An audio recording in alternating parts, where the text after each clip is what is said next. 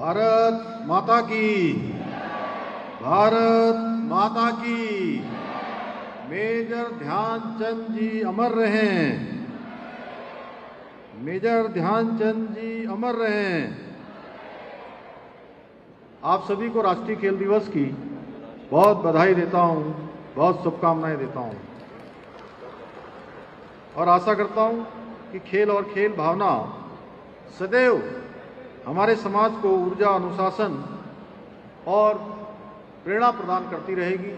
ये खेल दिवस हमें हमेशा खेलों के क्षेत्र में आगे बढ़ने की प्रेरणा देता रहेगा। आज के इस अवसर पर मैं भारत माता के सच्चे सपूत मेजर ध्यानचंद जी को भी सत सत नमन करता हूं, जिन्होंने अपनी स्टिक के जादू से पूरी दुनिया को भारत की खेल शक्ति से परिचित कराया। मेजर ध्यानचंद जी के जादुई खेल से भारतीय हॉकी ने पूरी दुनिया में अपना लोहा मनवाया और लगातार 3 ओलंपिक स्वर्ण पदकों के साथ स्वर्णिम इतिहास रचा।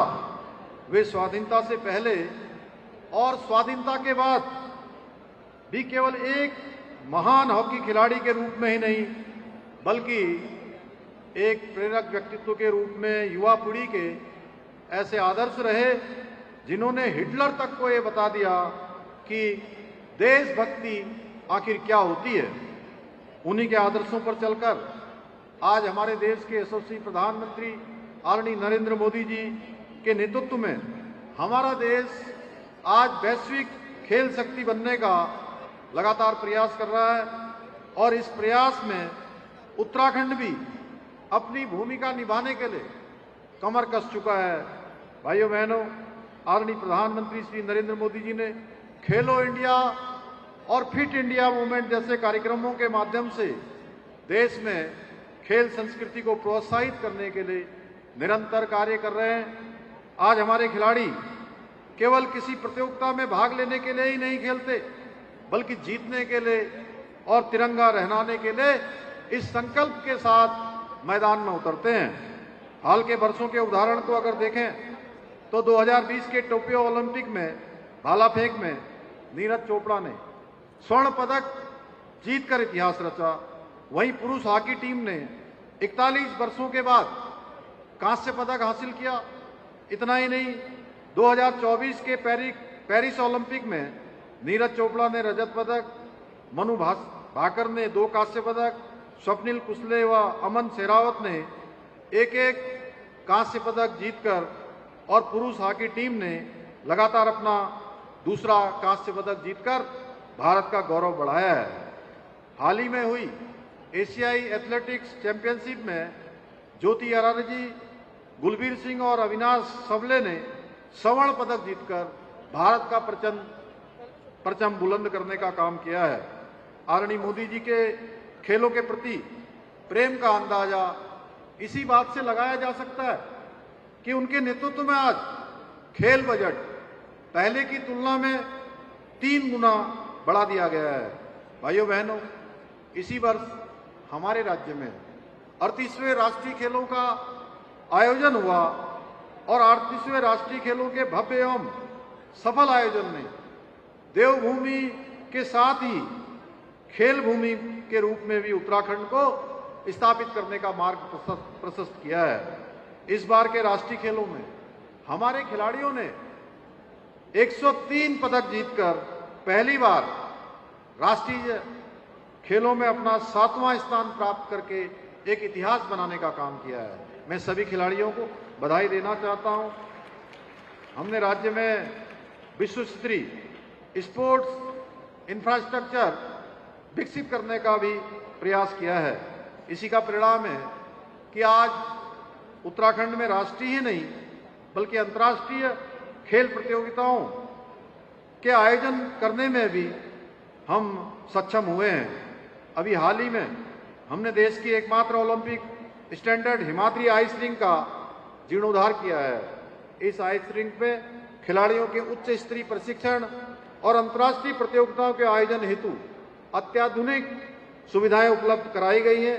इसी का परिणाम है कि हाल ही में इस आइस रिंग में अंतर्राष्ट्रीय स्तर की प्रतियोगिता आयोजित की गई, जो न केवल हमारे राज्य के लिए गौरव का विषय है, बल्कि भारत में शीतकालीन खेलों के नए युग का सूत्रपात करने का भी एक मील का पत्थर साबित हुई है। यही नहीं, हमारी सरकार राज्य में शीघ्र ही एक स्पोर्ट्स लीगेसी प्लान भी लागू करने जा रही है, जिसके अंतर्गत प्रदेश के 8 प्रमुख शहरों में 23 खेल अकादमियों की स्थापना की जाएगी। इन अकादमियों में प्रत्येक वर्ष 920 विश्व स्तरीय एथलीट, 1000 अन्य खिलाड़ी उच्च स्तरीय प्रशिक्षण प्राप्त कर सकेंगे। इतना ही नहीं, हमारी सरकार हल्द्वानी में उत्तराखंड के प्रथम खेल विश्वविद्यालय, लोहाघाट में महिला स्पोर्ट्स कॉलेज स्थापित करने के अपने संकल्प को साकार करने की दिशा में भी तेजी से काम कर रही है। भाइयों बहनों, प्रदेश में खेलों के समग्र विकास और खिलाड़ियों को प्रोत्साहित करने के लिए हमारी सरकार ने नई खेल नीति भी लागू की है और नई खेल नीति के अंतर्गत राष्ट्रीय और अंतर्राष्ट्रीय स्तर पर विजेता खिलाड़ियों को सरकारी नौकरी की सुविधा दी जा रही है। इसके साथ ही आवासीय स्पोर्ट्स कॉलेजों में अध्ययन करने वाले खिलाड़ियों को निःशुल्क प्रशिक्षण एवं शिक्षा तथा प्रतिभावान युवाओं को प्रोत्साहित करने के लिए खेल छात्रवृत्ति जैसी सुविधाएं भी प्रदान की जा रही है। इतना ही नहीं, हमारी सरकार मुख्यमंत्री खेल विकास निधि, मुख्यमंत्री खिलाड़ी प्रोत्साहन योजना, मुख्यमंत्री उदयमान खिलाड़ी योजना तथा खेल किट योजना जैसे कार्यक्रमों के माध्यम से राज्य के उभरते हुए खिलाड़ियों को प्रोत्साहित करने का भी काम कर रही है। इसके अलावा हम उत्तराखंड खेल रत्न पुरस्कार, हिमालय खेल रत्न पुरस्कार प्रदान कर खिलाड़ियों को सम्मानित एवं प्रोत्साहित कर रहे हैं। साथ ही हम राज्य की खेल प्रतिभाओं को निखारने वाले प्रशिक्षकों को भी सम्मानित करने के लिए देवभूमि उत्तराखंड द्रोणाचार्य अवार्ड भी प्रदान कर रहे हैं। इसके अतिरिक्त हमने राजकीय सेवाओं में खिलाड़ियों के लिए 4% खेल कोटे को भी पुनः लागू कर दिया है, जिससे हमारे खिलाड़ियों के परिश्रम को उचित अवसर, सम्मान और उनको प्रोत्साहन मिल सके। आज खेल दिवस के अवसर पर हमारी सरकार द्वारा अंतर्राष्ट्रीय एवं राष्ट्रीय स्तर की प्रतियोगिताओं में 38वें राष्ट्रीय खेलों में पदक जीतने वाले 200 से 50 से अधिक खिलाड़ियों और प्रशिक्षकों को लगभग 16 करोड़ रुपए की सम्मान राशि भी प्रदान की जा रही है। आज सम्मानित हो रहे खिलाड़ियों में पेरिस ओलंपिक 2024 में प्रतिभाग करने वाले हमारे 3 खिलाड़ी मनदीप कौर, अमीषा रावत और मनोज सरकार को भी हमारी सरकार द्वारा 50-50 लाख रुपए की धनराशि प्रदान की जा रही है। इसी प्रकार अंतर्राष्ट्रीय प्रतियोगिताओं में स्वर्ण पदक जीतकर देश का गौरव बढ़ाने वाले शौर्य सैनी अभिनव देसवाल को भी 30-30 लाख रुपए की सम्मान राशि से पुरस्कृत किया जा रहा है। इसके अलावा आज हम मुख्यमंत्री उदयमान खिलाड़ी उन्नयन योजना के अंतर्गत 3900 खिलाड़ियों तथा मुख्यमंत्री प्रोत्साहन योजना के अंतर्गत 2199 खिलाड़ियों को प्रतिमाह मिलने वाली उनकी छात्रवृत्ति की लगभग 5.5 करोड़ रुपए की भी राशि प्रदान कर रहे हैं। मैं अपने प्रदेश के सभी युवा खिलाड़ियों से यही कहूंगा कि आप लोग पूरी लगन के साथ और पूरी मेहनत के साथ अपने सपनों को साकार करने के लिए आगे बढ़ते रहें। आपके सपनों को पंख लगाने के लिए और आपको हर संभव सहायता प्रदान करने के लिए हमारी सरकार हमेशा आपके साथ खड़ी है। आपके साथ कदम से कदम मिलाकर, आपके साथ कंधे से कंधा मिलाकर जो भी संभव सहयोग होगा उस सहयोग करने के लिए हम तैयार हैं। साथियों, भारत ने वर्ष 2030 में राष्ट्रमंडल खेलों की मेजबानी के लिए प्रयास शुरू कर दिए हैं। इसलिए मैं इस अवसर पर खेल विभाग एवं युवा खिलाड़ियों से भी आह्वान करना चाहता हूं कि अभी से इसकी तैयारियों में जुट जाएं। भाइयों बहनों, हमारी सरकार खेलों को राष्ट्र निर्माण और युवा सशक्तिकरण का माध्यम मानकर उत्तराखंड को अन्य क्षेत्रों की भांति खेलों के क्षेत्र में भी देश का अग्रणी राज्य बनाने के अपने विकल्प रहित संकल्प के साथ काम कर रही है।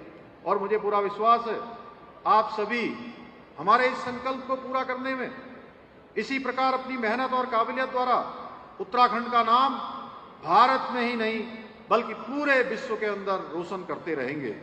भाइयों बहनों, आज के अवसर पर चूंकि मैं 23 खेल अकादमी की स्थापना हम करने जा रहे हैं, इसके साथ ही परेड ग्राउंड में एथलेटिक्स सिंथेटिक एक ट्रैक बनाया जाएगा।